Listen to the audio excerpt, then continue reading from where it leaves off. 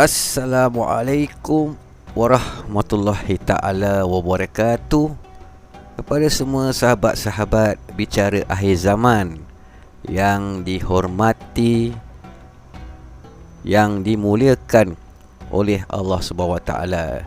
Tuan-tuan dan puan-puan yang dihormati sekalian, untuk video kali ini bicara akhir zaman akan membawakan kepada anda berapa rahsia Israel yang tersembunyi dan jarang diketahui, jarang disedari oleh masyarakat dunia. Tuan-tuan dan puan-puan yang dirahmati oleh Allah SWT, walaupun kebanyakan masyarakat dunia dan juga orang-orang Islam di dalam dunia ini biasa dengar dan juga kenal dan pernah melihat kezaliman-kezaliman, penindasan-penindasan yang tidak berperi kemanusiaan oleh negara haram Israel ini. Dan tetapi masih ada lagi fakta-fakta yang kita tidak ketahui pasal negara haram ini. Dan cuma satu fakta saja yang kita tahu pada selama ini, iaitu negara haram Israel ini ditubuhkan dengan berlaku banyaknya pertumpahan darah, banyaknya kehilangan nyawa, banyaknya air mata, iaitu berlaku kepada umat-umat Islam, saudara-saudara kita yang berada di sana. Dan mereka itu adalah rakyat-rakyat marhain negara Palestin. Jadi tuan-tuan dan puan, sambil anda melihat video berkaitan apa yang terdapat di dalam negara haram Israel ini, saya akan menceritakan kepada sahabat-sahabat, tuan-tuan dan puan, beberapa fakta yang terjadi di dalam negara haram Israel ini. Jadi tuan-tuan dan puan, tahukah anda bahawa selain daripada orang Yahudi adalah dilarang sama sekali untuk orang bukan yang berbangsa Yahudi untuk membeli ataupun menyewa tanah di negara Israel. Dan tahukah anda, tiap warga Yahudi yang berada di mana-mana saja di dalam dunia ini, mereka ini akan menjadi warga Israel secara automatik. Dan sementara itu, bagi warga-warga Palestin, rakyat-rakyat Palestin yang dilahirkan di tanah negaranya mereka sendiri sejak berpuluhan abad yang lalu, terus dizalimi, terus dibunuh, terus diusir keluar daripada tanah Palestin mereka. Dan tahukah anda bahawa penduduk-penduduk Palestin yang menetap, yang tinggal di dalam kawasan-kawasan Israel, yang mana jika ada mana-mana penduduk Palestin yang menggunakan kenderaan mereka haruslah diwarnakan dan dicat dengan warna yang khusus untuk membezakan di antara penduduk Palestin dan juga warga Israel. Dan tahukah anda bahawa kota Jerusalem pada bahagian timur, iaitu di tepi barat Gaza dan dataran tinggi Bukit Golan, telah dianggap oleh masyarakat antarabangsa, khususnya bagi orang-orang barat, bahawa kawasan itu adalah kawasan yang dijajah oleh Israel dan bukan merupakan bahagian daripada Israel. Dan tahukah anda, tuan-tuan dan puan-puan yang dihormati sekalian, kezaliman pemerintah Israel, antaranya mereka menyalurkan 85% air yang bersih hanya untuk orang-orang Yahudi dan memberikan bakinya sebanyak 15% untuk seluruh penduduk Palestin yang menetap di kawasan Israel.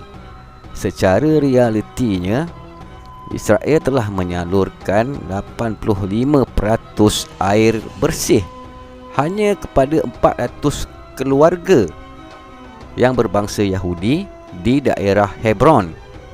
Dan sementara itu 15% sisanya disalurkan kepada 120,000 orang penduduk Palestin di daerah Hebron itu. Dan tahukah anda bahawa negara Amerika Syarikat akan menyumbangkan sebanyak USD 5 bilion dolar daripada cukai pajaknya setiap tahun kepada negara haram Israel? Dan tahukah anda bahawa Amerika Syarikat akan terus memberikan saluran bantuan ketenteraan kepada Israel yang berjumlah sebanyak USD 1.8 bilion dolar setiap tahun. Dan tahukah anda tuan-tuan dan puan-puan, sahabat-sahabat sekalian, bahawa jumlah itu adalah sama jika Amerika Syarikat memberikan sumbangan kepada seluruh manusia yang berada di dunia ketiga, iaitu di benua Afrika.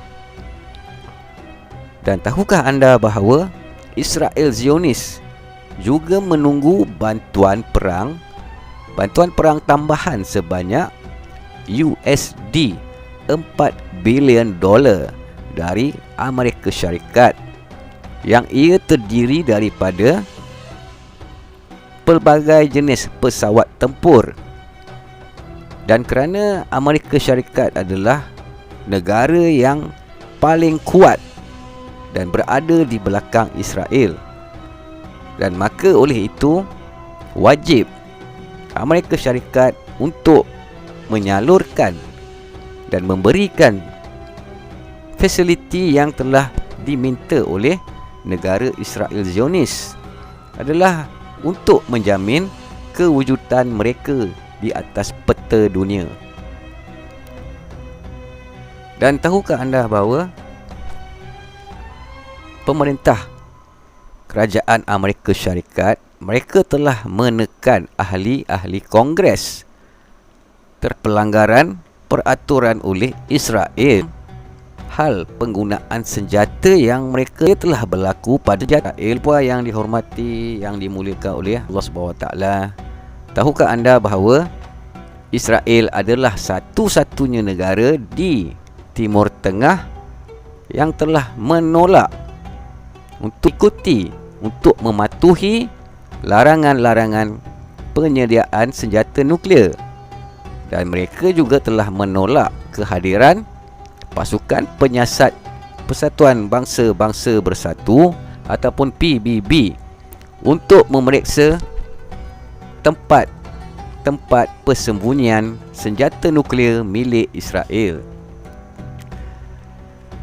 Dan tahukah anda bahawa sebelum berlakunya penubuhan negara haram Israel Zionis pada tahun 1948, Israel telah pun memiliki kemudahan-kemudahan teknologi untuk membuat senjata nuklear.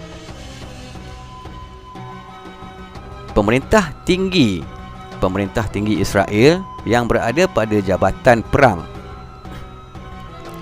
mereka telah mengakui secara terbuka bahawa tentera Israel telah pun membunuh kesemua tahanan perang Palestin tanpa mereka melalui proses pengadilan yang sebenarnya.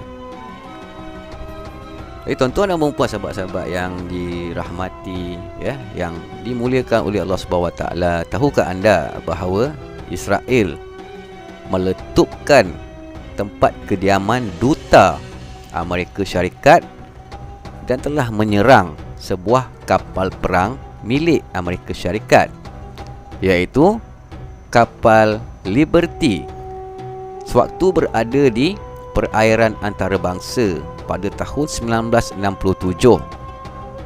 Walaupun serangan itu telah meragut 33 nyawa tentera Amerika Syarikat dan telah mencederakan 177 tentera yang lain, tetapi pihak pemerintah Amerika Syarikat tidak sekali melakukan tindakan ataupun kecaman apa-apa pun kepada Israel. Dan mereka telah menyatakan dengan alasan bahawa pasukan tentera Israel telah tersilap dan tersalah sasaran. Jadi apakah yang akan berlaku jika serangan yang tersilap itu dilakukan oleh negara Islam? Adakah Amerika Syarikat akan membiarkan juga begitu? Dan tahukah anda bahawa negara Israel Zionis merupakan negara yang paling banyak mengabaikan resolusi PBB, dan jumlah resolusi yang diabaikan oleh Israel adalah melebihi 69 buah resolusi. Dan apakah yang akan terjadi seandainya satu resolusi daripada PBB telah diabaikan oleh negara Islam? Apakah yang akan diambil oleh PBB dan Amerika Syarikat? Dan tahukah anda bahawa pihak pemerintah Israel menggunakan sistem politik konservatif kepada identiti warga Yahudi agar mereka kekal sebagai warga negara Israel itu. Dan Mahkamah Agung Israel telah menetapkan kepada Perdana Menteri Israel pada satu ketika dahulu, iaitu Ariel Sharon, sebagai tidak melakukan kesalahan pada satu kejadian pembunuhan Shabra dan Shatila yang berlaku pada 16 September 1982 di Lebanon. 1,000 nyawa telah terkorban dan mereka adalah orang-orang Islam Palestin yang terdiri daripada wanita-wanita hamil, kanak-kanak, bayi dan juga orang-orang tua. Dan pada tanggal 20 Mei 1990, seorang tentera Israel telah menyuruh sekumpulan pekerja buruh Palestin sewaktu mereka sedang menunggu bas di sebuah perhentian bas dan mengarahkan mereka ini untuk duduk berbaris di atas tanah. Namun setelah itu, tentera ini telah menembak ke arah sekumpulan warga Palestin ini yang hanya berjarakkan 0,5 meter sahaja. Dan tahukah pula bahawa pemerintah Israel telah menyatakan tindakan yang dilakukan oleh tentera-tentera itu tidak bersalah, bahkan mendapat penghargaan yang khusus daripada pemerintah Israel Zionis. Dan tahukah anda bahawa sehingga tahun 1988 semua bangunan ataupun pejabat di Israel yang mencari pekerja hanya boleh menampalkan notis keterangan berkaitan mencari pekerjaan, tetapi dengan syarat orang yang ingin bekerja itu haruslah seorang warga Yahudi Israel, dan pekerjaan ini tidak boleh dilakukan ataupun mereka tidak dibenarkan mengambil orang-orang Palestin menjadi seorang pekerja. Dan tahukah anda bahawa Jabatan Luar Negeri Israel ini membayar lebih daripada 6 syarikat-syarikat media di Amerika Syarikat untuk terus menonjolkan imej-imej yang positif berkaitan Israel kepada mata masyarakat dunia, termasuklah kepada Amerika Syarikat serta Eropah. Tahukah anda bahawa Presiden Ariel Sharon, beliau pernah mengajak Parti Radikal Mollahedin untuk menjadi pesaing utama di dalam kabinetnya. Sedangkan parti itu adalah berideologi radikal dengan matlamat utama mereka adalah untuk membersihkan Israel itu daripada orang Islam, iaitu bukan Yahudi Israel, serta melakukan pengusiran secara kejam dan paksa terhadap semua rakyat Palestin yang berada di Israel.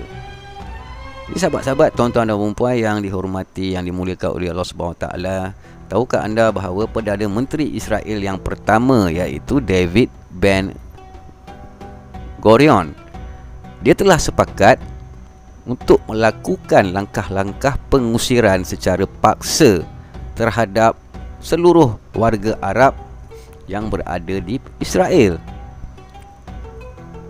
Tuan-tuan dan puan, sahabat-sahabat sekalian, seorang rahib ataupun pendeta yang besar di Israel, iaitu Ovadia Yosef, yang juga adalah pengasas parti yang terbesar dan ketiga di Israel, iaitu Parti Syas, yang menyokong segala aksi tindakan tentera Israel yang membunuh rakyat-rakyat, warga-warga Palestin.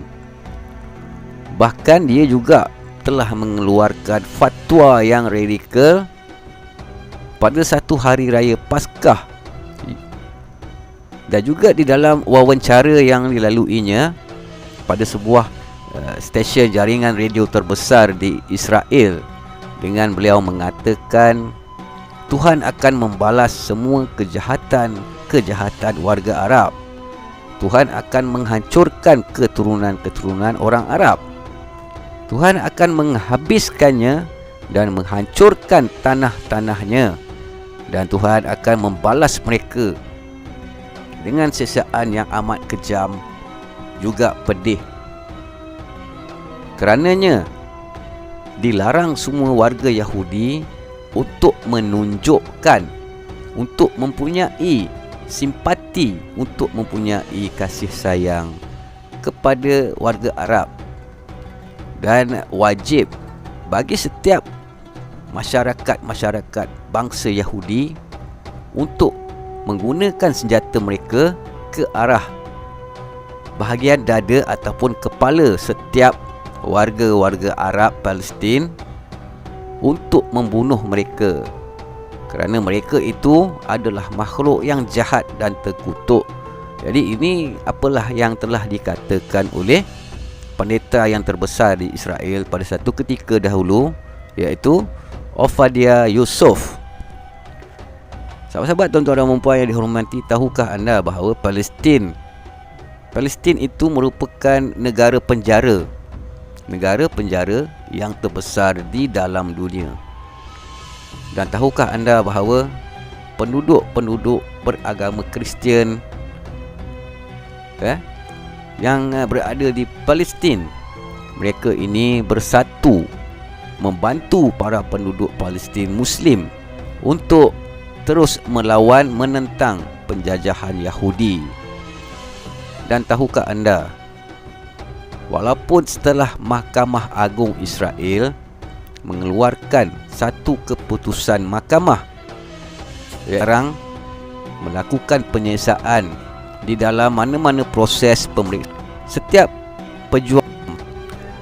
Dan tahukah anda bahawa walaupun Israel tetap mengganggu secara berterusan terhadap proses pembelajaran, banyak kerosakan kepada prasarana pendidikan penduduk Palestin, tetapi penduduk Palestin itu masih tetap menjadi negara yang terbesar di dunia, yang juga penduduk mereka adalah ramai yang bergelar doktor. Tuan-tuan dan puan, sahabat-sahabat yang dihormati sekalian, tahukah anda bahawa pada undang-undang antarabangsa, setiap manusia yang berada di muka bumi ini mempunyai hak yang sama dengan menjamin dan dijamin oleh undang-undang antarabangsa yang telah disepakati yang telah dinyatakan diterbitkan pada 10 Disember 1948. Tetapi tahukah anda bahawa undang-undang itu tidak berkesan, tidak berlaku bagi mana-mana penduduk Palestin kerana telah terhalang kepada satu perjanjian yang ditandatangani oleh Pakatan Oslo. Dan tahukah anda bahawa setiap buku-buku sejarah di dalam dunia ini mengatakan negara-negara Arab telah melakukan serangan kepada Israel terlebih dahulu sewaktu perang yang berlaku pada 1967. Padahal faktanya Israel yang telah melakukan serangan terhadap negara-negara Arab terlebih dahulu, yang mana kemudiannya mereka telah pun merampas dan menawan kota Al-Quds dan juga tepi barat. Tetapi mereka tetap mengatakan bahawa serangan itu adalah satu serangan untuk pihak tentera Israel menjaga keamanan terhadap negara haram Israel Zionis. Dan tahukah anda bahawa Israel adalah sebuah negara penjajah yang sama sekali mereka ini tidak terikat, tidak mengikuti, tidak menerima sebarang konvensyen persidangan Geneva, terutama untuk menjaga hak-hak dan keselamatan orang awam di Palestin. Dan tahukah anda bahawa Perdana Menteri Israel, iaitu Perdana Menteri Ariel Sharon, satu ketika dahulu tidak diendahkan lagi oleh tentera Israel. Sebagai contohnya, telah berlaku ketika ia melarang askar-askar Israel untuk melakukan gencatan senjata dan dilarang melakukan tembakan. Tetapi pihak tentera Israel terus menerus memberikan serangan, menembak terhadap rakyat-rakyat orang awam Palestin kan tempat tinggal mereka. Dan tahukah anda bahawa Israel terus melakukan berbagai usaha untuk menghancurkan Masjid Al-Aqsa dan Kubah Syakrah sejak 50 tahun yang lalu dengan cara menggali di bawah tapak masjid tersebut, dengan niat supaya tapak masjid itu akan runtuh dengan sendirinya. Dan tahukah anda bahawa bekas Presiden Afrika Selatan iaitu Nelson Mandela mengatakan negara Israel Zionis adalah negara yang mengamalkan resis dengan secara kejam. Dan ia sama seperti keadaan yang berlaku di Afrika Selatan. Dan sahabat-sahabat, tuan-tuan dan puan yang dihormati, pada waktu kini kita telah dapat melihat bagaimana negara UEA telah pun bersekutu, telah pun melakukan sefahaman untuk menerima Israel secara terbuka. Jadi sahabat-sahabat, tuan-tuan dan puan, ini adalah sebahagian apa yang dapat saya kongsikan kepada anda, sekadar bentuk informasi. Walau bagaimanapun, sahabat-sahabat, tuan-tuan dan puan, bolehlah melakukan terus kajian-kajian berkaitan negara haram Israel Zionis ini. Dan jangan lupa, sebagai seorang umat Islam, kita sentiasa mendoakan agar keselamatan, kesejahteraan, kesihatan terhadap umat-umat Muslim yang berada di Palestin. Mudah-mudahan Allah SWT melindungi mereka daripada kekejaman-kekejaman, kezaliman-kezaliman, pembunuhan, penganiayaan yang dilakukan oleh tentera Israel Zionis terhadap penduduk Palestin. Dan mudah-mudahan dengan doa kita dapat menguatkan semangat mereka, dan mereka akan menjadi lebih bertakwa dan mentauhidkan keesaan Allah SWT. Jadi sahabat-sahabat, tuan-tuan dan puan, saya ucapkan terima kasih kepada yang telah pun subscribe, ya, telah pun follow, share, like, ya, kepada channel Bicara Akhir Zaman ini. Jadi mudah-mudahan Allah SWT akan memberikan kefahaman, memberikan pahala hasanah kebaikan kepada kita semua. Dan mudah-mudahan Allah SWT akan terus melindungi, menguatkan semangat istiqamah dan takwa orang-orang Islam di Palestin. InsyaAllah mudah-mudahan kita akan berjumpa lagi pada video yang akan datang. Dan jangan lupa untuk anda klik ikon loceng untuk mendapatkan notifikasi sebarang video yang akan dikongsikan.